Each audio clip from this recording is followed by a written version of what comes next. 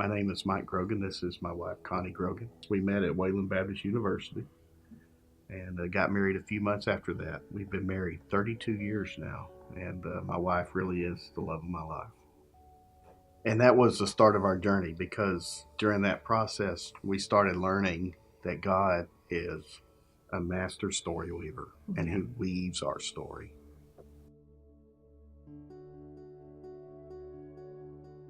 So just kind of going through our journey, and what brought us to that place was, like you said, we had been saved as children or young children, and had loving families. I was 6. But, and I remember the night that I asked Jesus into my heart, and I remember that he came. And I remember that I'd never felt such an amazing love in all my life. Things I remember as an elementary child was moving from New Mexico to Texas, and on the playground hearing, 2's company, 3's a crowd get lost. And I remember one of my anchor verses was one that he gave me about, it's in Psalm 75, and it's David is saying, "Surely I've kept my hands washed in innocence." And for what? Basically. And then he said, "Until I came into the house of the Lord." And then I realized. And for me, that was like a pivotal moment in my faith, because then I realized that God is faithful and that he loves me. And you can't take that away. He taught me things like that. He is faithful, that he loves me, that he's passionate about me. And just changed my life. And then when I met Mike and was swept away by him, and he'd asked me to marry him, and I remember that our BSM director had said, "I think you can do better," he said to me. That made me feel good. Yeah. And I remember we came out of that, and I told him that I needed a little bit of time. I needed to not see him that day, and I needed to let that, it's going to be okay, but I needed some time away. And I spent the rest of that day and evening and night basically fasting and praying and asking God, what did he want? More than what I wanted, what did he want? And I didn't hear anything. Then I did.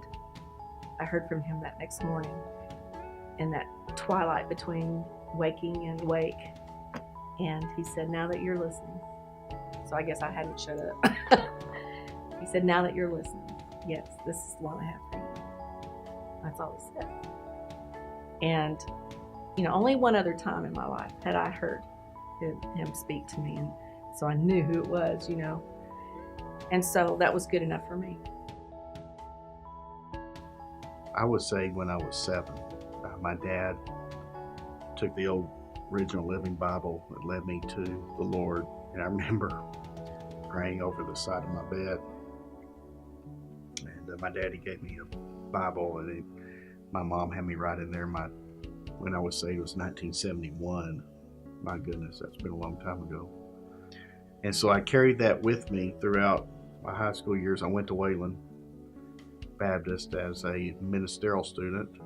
I was walking through cafeteria at college one day, and I was just really at the end of my rope. Just said, "God, I'm not going to ask anybody out. If you want me to date somebody, you got to throw her in my face." And right then, this girl asked me out from across, it wasn't across the room, but it was a good distance.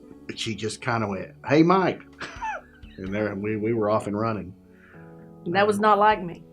That was a total shocker for me too. Yeah. My wife asked me one night when we were talking on the phone, and I'm lonely and I'm defeated, "Mike, do you know God's passionate about you?" And I went, "Well, not really. He's never really shown that to me." And she began praying that for me. And I said, "Just ask him. He'll show you." And I started asking. And it started with obedience. And there were some things I had to confess to her, and it wasn't pretty, but I had to get it right. And what I learned was that I wasn't in charge of my wife and her relationship to me or to God. He was.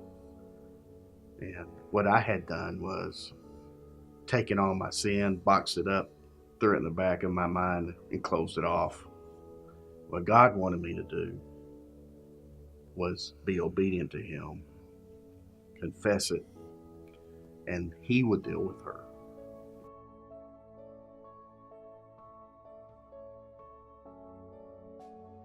One morning I woke up and I looked over at him and I said, I'm going to call in to work and not go into work today. And whatever it is you need to tell me, tell me. And Scott's fair. And so I did, and we got on our ATV and we rode out to the fish pond. And that's where he shared probably some of the hardest things I've ever heard. And they cut back to that fear of rejection all over again.